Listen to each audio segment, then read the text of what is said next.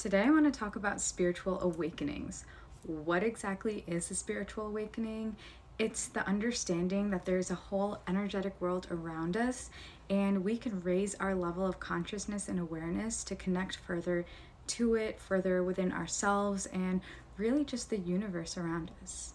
I'm Megan Kieran. I'm a spiritual coach and Reiki healer, and I went through a massive spiritual awakening in 2020. Just as the whole entire world was on pause, my whole inner journey catapulted and just took off. So I really want to let you know what happened to me and what will most likely happen on someone's average spiritual awakening path, step by step by step, and how it'll potentially look in a small little nutshell. Although it's a long journey, I can summarize it so that you'll understand what to expect. So, if you're here, you probably already started your journey because you're interested in spiritual awakenings and healing your inner self and really connecting with your true self. What'll most likely happen is you'll get this inkling that there's something else missing in your life. You may be feeling bored in what you're doing, you may start feeling bored in your routine. It may feel mundane. You may begin to realize that perhaps you've been living for other people and not really living for yourself. Maybe you followed the path that your parents laid out for you, or society laid out for you, or your teachers laid out for you, and there's something just that isn't driving anymore.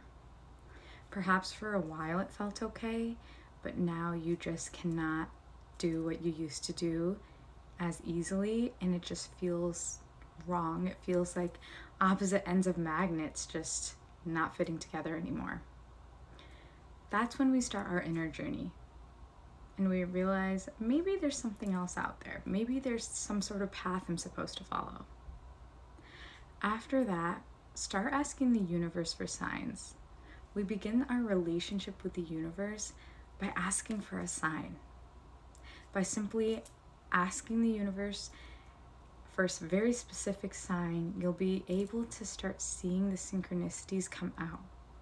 For example, I asked for a butterfly. I asked the universe, hey, universe, show me a butterfly if I am on the right path. And within the next few days, I began to see more and more butterflies. I would see someone walking by me on the street with a butterfly on their shirt. I would pass a storefront with a butterfly.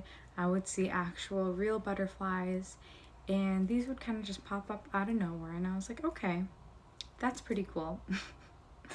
And then once I began to open myself up even more, I began to see more repeating numbers like 1111, 333 on a clock, on a license plate, and it just felt like the universe was reflecting back to me what I was asking, which was really cool. I began to understand that everything is energy and this whole entire reality is controlled within ourselves and within our mind. I also started to do a lot of breath work.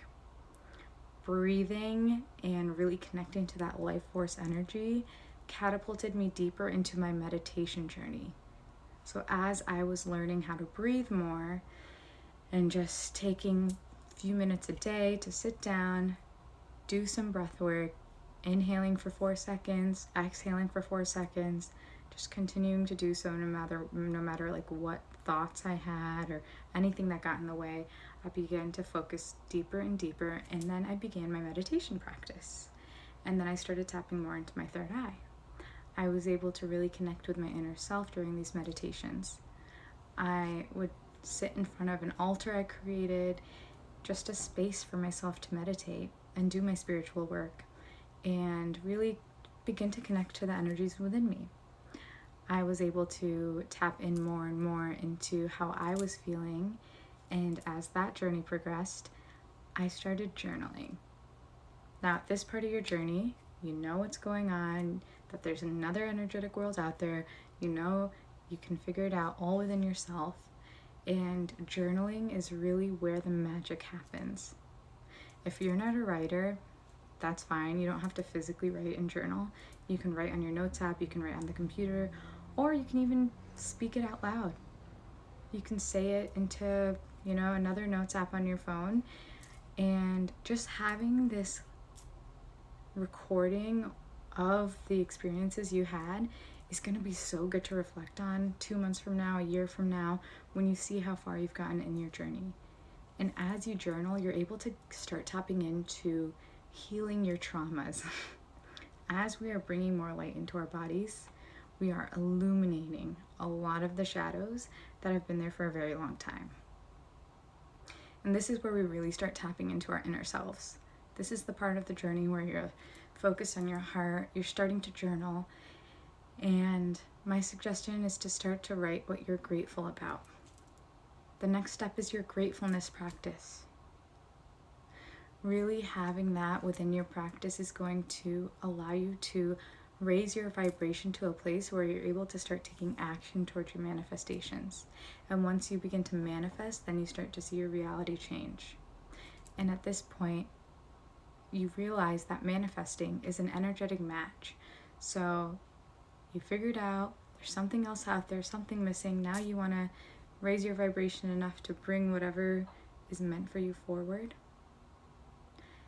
And you start manifesting.